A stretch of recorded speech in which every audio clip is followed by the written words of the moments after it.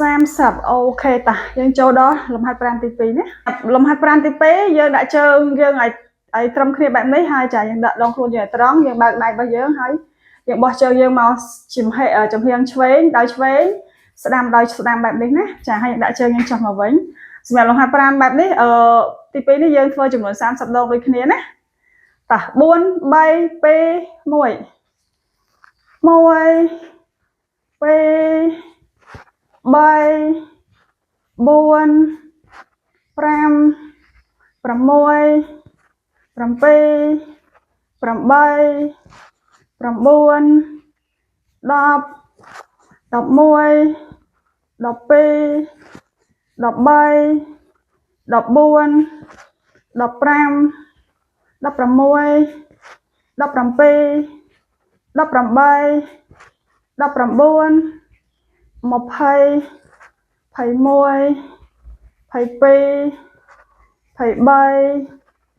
22 23 24 25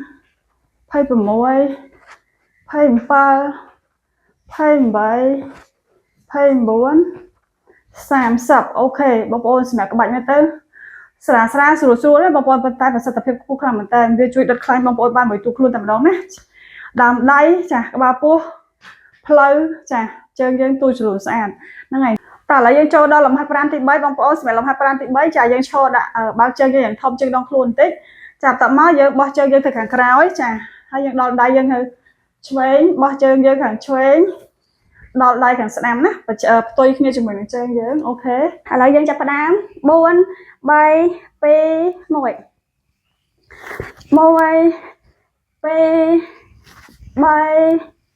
2 3 4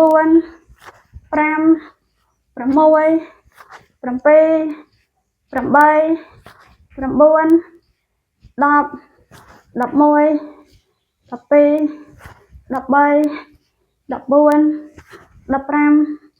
15 16 17 18 19 20